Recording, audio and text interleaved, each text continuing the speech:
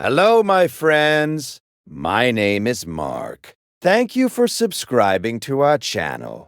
Today, I want to share a very special story with you. It is a story about a boy with no shoes and no money. But this boy had a big dream. Later, the whole world knew his name. His name was Charlie Chaplin. It was a very cold winter night in London.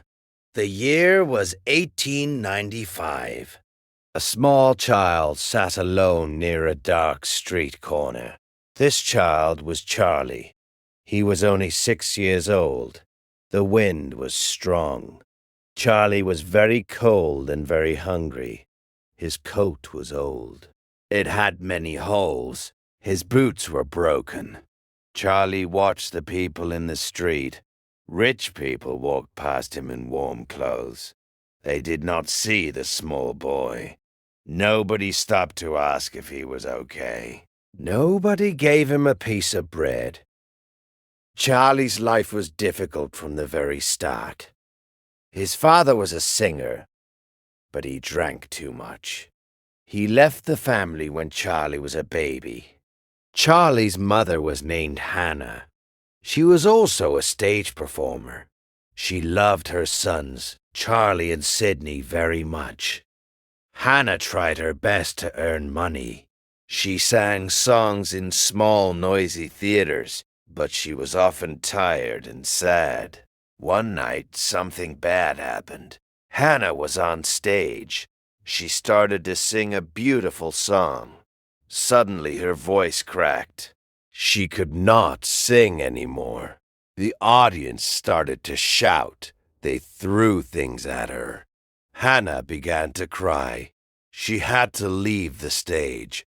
Without her voice, she had to stop working. The family had no money for food or rent.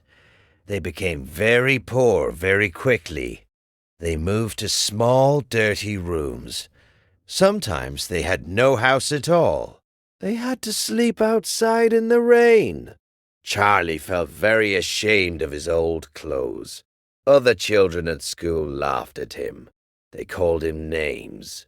Charlie felt very lonely in those days. When Charlie was 7, his mother became very ill. Her mind was broken because of the stress.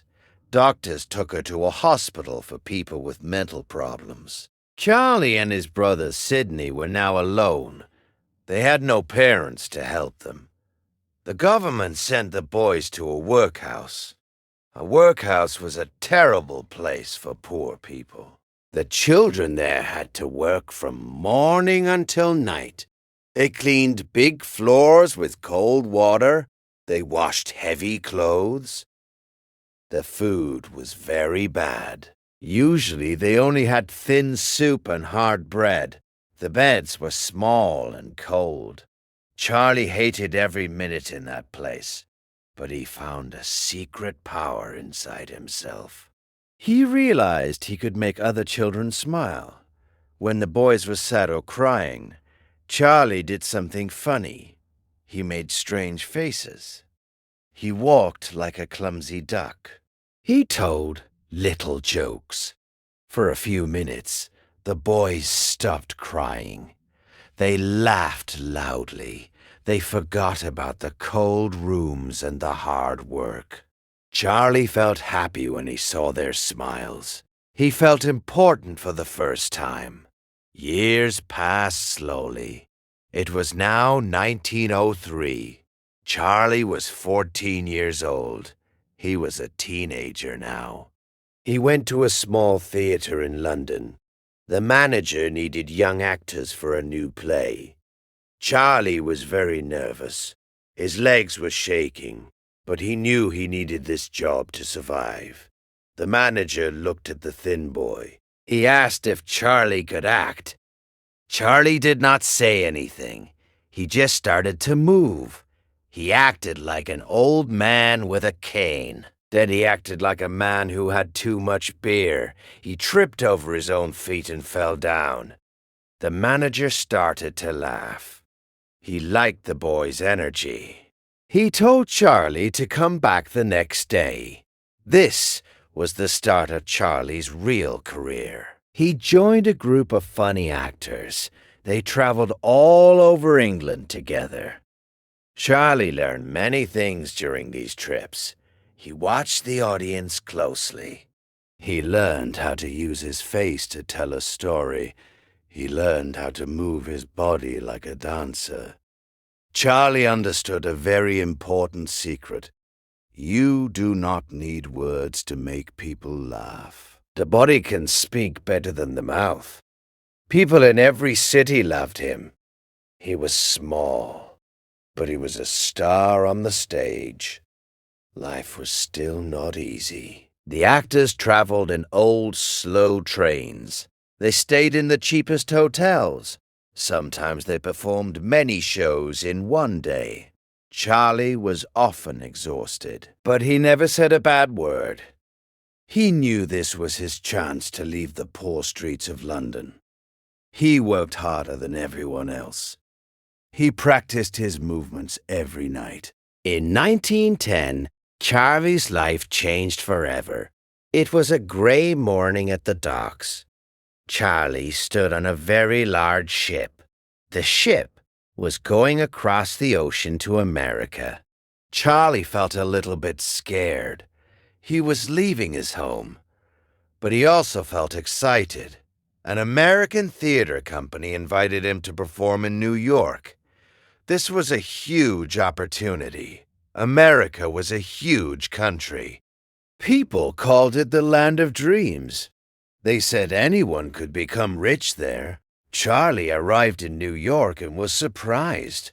Everything was so big. The buildings touched the sky. The cars were loud. The people were always in a hurry. Charlie felt like a small boy again, but he was ready to show his talent. He traveled across the United States with the actors. They went to Chicago, San Francisco, and many other places. The American people loved Charlie's comedy. They laughed at his silly walks. They loved his big eyes and his fast movements. Then, in 1913, a man named Mack Sennett saw Charlie. Mack was a boss at a movie company. He saw that Charlie was a genius. Mack offered Charlie a job in movies. He promised to pay Charlie $150 every week. Charlie was shocked. It was a huge amount of money. He could buy many shoes and much food with that. But Charlie was also worried. He knew nothing about making films. He only knew the theater stage. He thought for a moment and then said yes. He wanted to try something new. In 1914, Charlie went to a movie studio in Los Angeles. The sun was shining. He saw many cameras and lights. He saw people running everywhere. At first, Charlie felt lost. His first movies were not very good. Acting for a camera is different from acting on a stage. On stage, you must move big. For a camera, you must be more natural. Charlie had to learn a new way of acting. One afternoon, a director told Charlie to go find a funny costume. Charlie went into a room full of clothes. He wanted to create a special character. He found a jacket that was way too small. Then he found pants that were way too big. He put on very large shoes and a tiny hat. He took a thin cane and put on a small black mustache. He looked in a big mirror. A new person was standing there. This was the birth of the Tramp. The character was poor, but he had the heart of a king. He was a gentleman with no money. When Charlie walked onto the movie set, everyone started to laugh. They loved the new look. This character made Charlie Chaplin the most famous man on earth. The Tramp was a special character. In his movies, the tramp was often hungry. He slept on park benches, but he was always kind. He helped people who were in trouble. He was brave against big, mean men. People all over the world loved him. They saw their own lives in his stories. Everyone knew what it felt like to be poor or lonely. But the tramp never gave up. He always kept a smile on his face. By 1915, Charlie was very successful. A big movie studio offered him $1,250 every week. That was a lot more money than before. Charlie signed the new contract. He began to direct his own films. He was now the boss. He chose the actors and the stories. He wanted his movies to be perfect. He was not just a comedian now. He was a true artist. Charlie wanted his films to be more than just funny. He wanted to make people feel deep emotions. In 1921, he made a movie called The Kid. It was a story about the tramp and a little boy. The movie was very funny, but it was also very sad. People laughed at the jokes. Then they cried during the emotional parts. It was a global success. Charlie was now a living legend.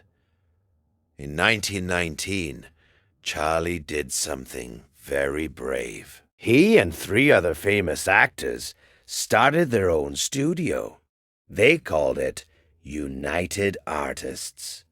They did not want big companies to tell them what to do. They wanted to be free to make art. Charlie could now take as much time as he wanted. He spent a whole year making The Gold Rush in 1925. In that movie, there is a famous scene. The tramp is so hungry that he eats his own leather shoe. He eats the shoestrings like they are delicious pasta. It was a funny scene, but it also showed how hard life can be. People loved it. The movie became one of the greatest films in history. In 1931, Charlie made City Lights. At that time, movies already had sound. Actors were talking on the screen. But Charlie refused to use sound. He believed that silent acting was more powerful. He was right again. The movie was a masterpiece. The ending of City Lights is one of the saddest and most beautiful moments in cinema. Charlie was now one of the richest men in the world. He had a big house and many friends. The poor boy from the London workhouse was gone. But the world was changing. A new war was coming. Charlie decided to make a political movie. In 1940, he made The Great Dictator. He played a cruel leader who looked like Adolf Hitler. Many people were afraid of this movie. They told Charlie not to make it. But Charlie wanted to speak about freedom. At the end of the film, he gave a long speech. He asked for peace and kindness in the world.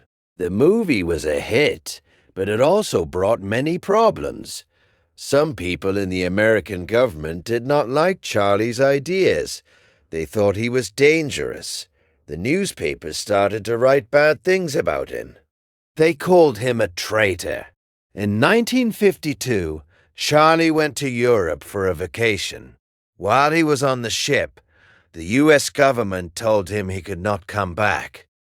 They took away his visa. Charlie was very hurt and angry. He lived in America for 40 years. He gave them his best work. Now, they were closing the door on him. Charlie moved to a beautiful house in Switzerland. He lived there with his wife and their children. He said he did not need Hollywood anymore. For 20 years, he did not visit America. He was happy in Europe, but he missed his old life. Then, in 1972, everything changed. The Academy Awards invited him back to Los Angeles. Charlie was 83 years old now. He walked onto the stage very slowly. His hair was as white as snow. When the famous actors in the room saw him, they all stood up. They clapped for 12 minutes. It was the longest applause in history. Charlie had tears in his eyes. He said thank you many times. America finally showed its love for him again. Charlie went back to Switzerland. He spent his final years in peace. He was surrounded by a large and loving family. He died on Christmas Day in 1977. He was 88 years old. The whole world felt the loss of a great man. Everyone remembered the tramp and the joy he brought to their lives. Charlie Chaplin's life teaches us a great lesson. It does not matter where you start. You can be poor. You can have no parents. But if you have a dream and work very hard, you can succeed. Charlie turned his sadness into laughter for millions of people. He will always be a legend of the cinema. Thank you for listening to this story. Please don't forget to subscribe to our channel. Write in the comments if you liked our story. See you in the next video.